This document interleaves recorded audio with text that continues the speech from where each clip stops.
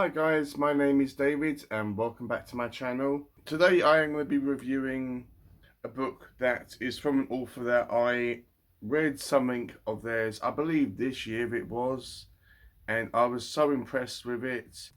I just had to read something else from this author. You actually get the point. We've all been there. We've all read a book from any author that's unknown to us at that moment in time, and we become hooked and we got to go on to the next book or whatever that they've written. After doing some, I would say extensive research, I actually asked the author himself what book he would recommend that I read next. And the book that I'll be talking about today is called My Gypsy War Diary by Shawn D. Brink. Now, the book that I read first off by Shawn is a book called Bound by Blood by Shawn David Brink. I have got a whole video about it on my channel, so I'll have it linked down below. So if you are a Christian and you want to read a kind of a horror-ish book for the spooky season, then I would highly recommend it. It's so good. So after I finished Bound by Blood, I went on to Amazon and had a look at all the other books that Shawn has written. But shortly after that, I discovered from Shawn himself that he has two publishers that actually are rivals, and they can't put Shawn's full name on the book. So one publisher has his books under Shawn David Brink, and the other publisher has ones that have just got Shawn D. Brink. It was very confusing, but I suppose you've got to do what you got to do when it comes to getting your books out there. So let's just have a look at the cover of My Gypsy War Diary. The first thing that really hits you across the face is that it's a blue cover with blue writing on it, and I mean, just by looking at it in the viewfinder of my phone, you can tell that at a glance you can't really read the title of the book, but this is more of an arty-farty type of cover. It has nothing whatsoever to do with the story. So this is going to be my own thoughts and feelings regarding this book, and also this is going to be a spoiler-free video as well. But before I go any further, let's just go straight over to Shawn now, where he'll just be discussing this book in general. Hey David, it's Shawn Brink, and looking forward to hearing your thoughts on my fourth novel, My Gypsy War Diary. It's a young adult adventure novel set in Norfolk, Nebraska.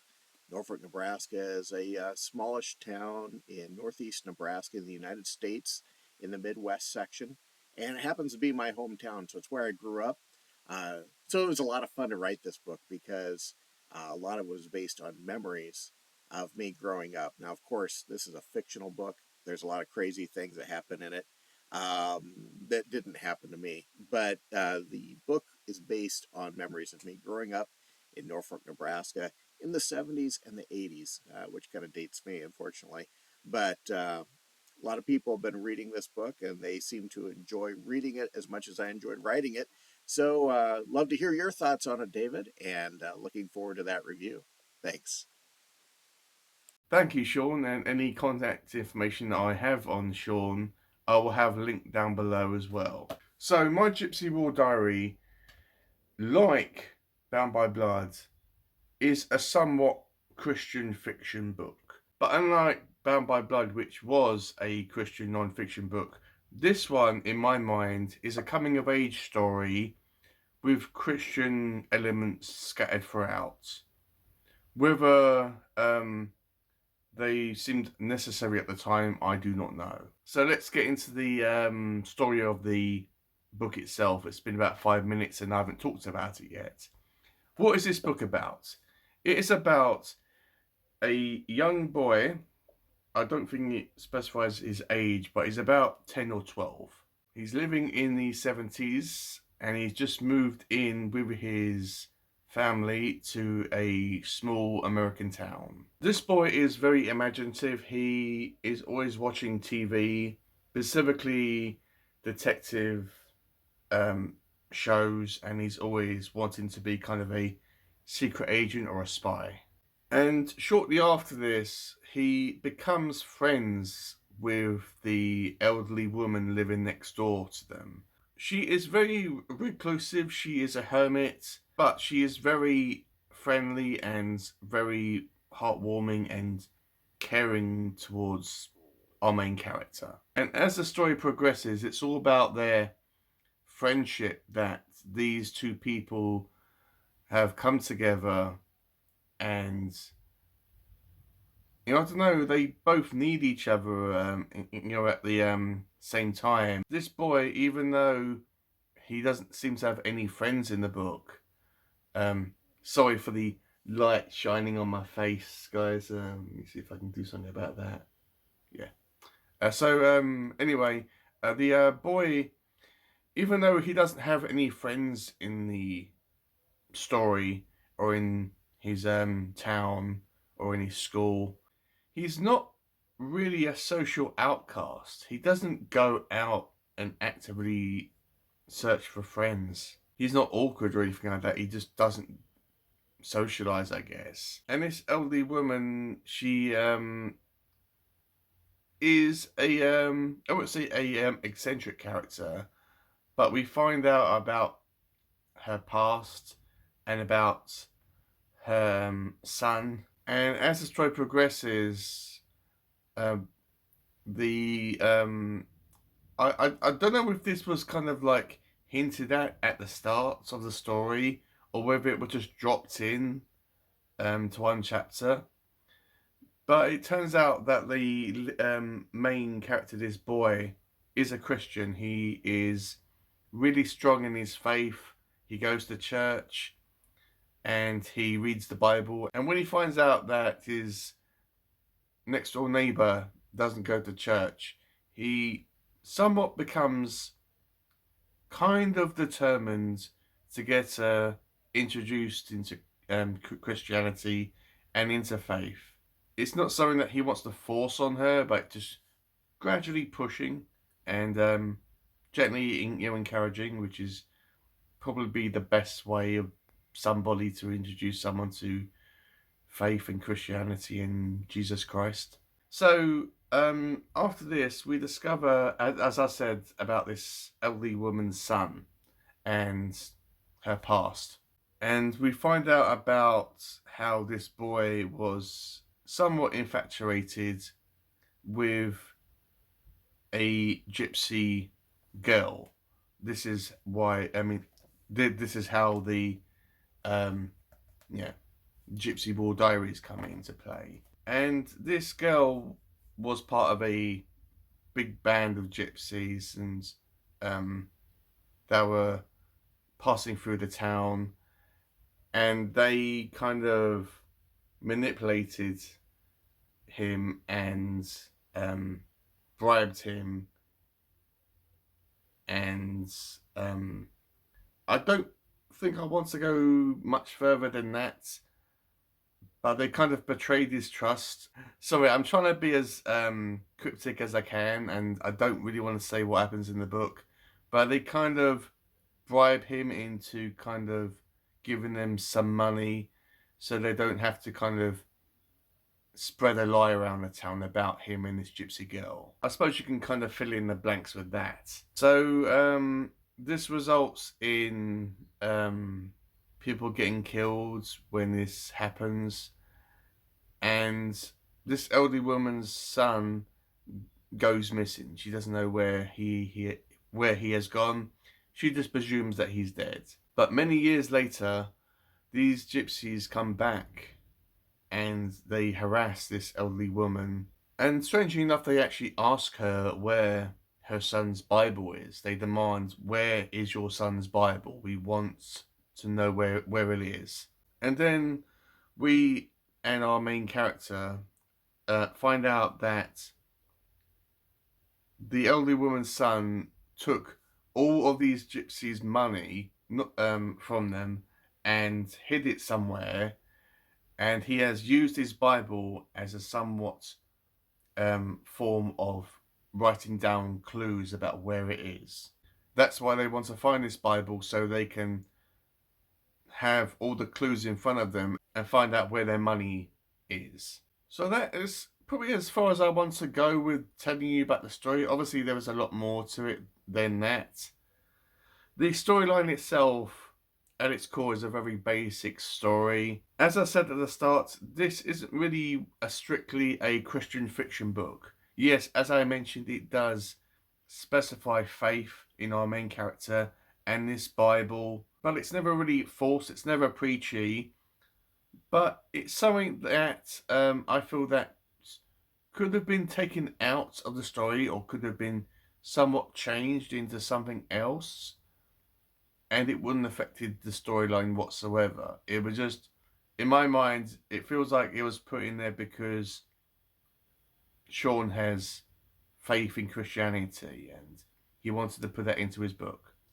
Which, fair enough, it's his book. He can do whatever he wants. This is more of a character-driven story than a plot-driven story, as we spend a lot of time with the characters at the start, as it gives us loads and loads of time to get used to these characters, especially this boy and this elderly woman, about how their relationship is formed and how they interact with each other and how they comfort each other and how they kind of bond with their friendship. And yes, the conversation does come up about why this boy doesn't have any friends, but it's never really a weird relationship. It's just a friendship which this boy has with this elderly woman because he cares about her so much. So, this is more of a YA book than a adult book. And it's a book which I feel that is kind of on the borderline of anyone can enjoy this book, whether you are a young adult or a adult. I know that there are a lot of YA books out there that are strictly for the younger demographic, and when adults read them, it's kind of immature and goes over their head. But this is something that anyone, despite their age, can enjoy and be hooked on and like reading it. You can see that I'm struggling to find stuff to actually say about it. It's not a outstanding book. It's not a book which is going to be on my top 10 lists of books I've read during the year, but it's going to be an honourable mention. At best, it might be at the bottom of my top books of the year, but despite that, definitely a honourable recommendation. So, if you are a Christian and you like coming of age stories and you don't want to read something that's too heavy, you want to read something that's light, yes, I would highly recommend this book. It's written in a good way. It has a good flow. It has great characters, I just liked this story. I didn't love it as much as Bound by Blood, but I did like it, and I did enjoy it. And to be fair, this is a book which I will probably reread in some point during my life. I'm in no massive rush to do so, but I wouldn't mind giving this a reread at some point during my life.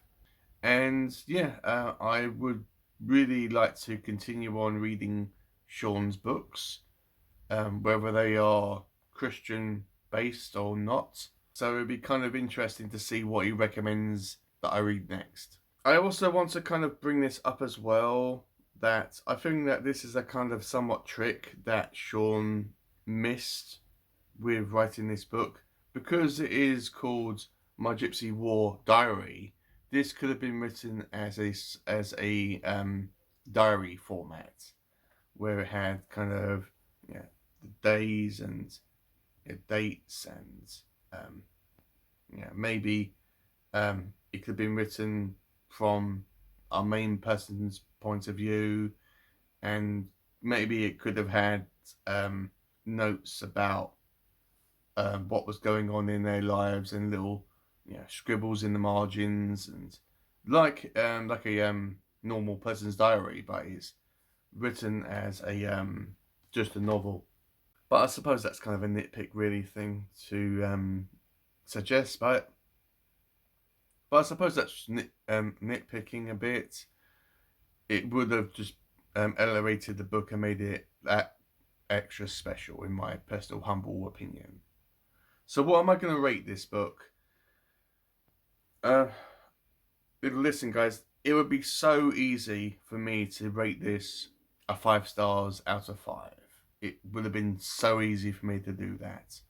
But I am gonna be fair to this book, to you guys, and to Shawn himself, that I am gonna rate this book a 3 stars out of 5. Not saying that it's a terrible book.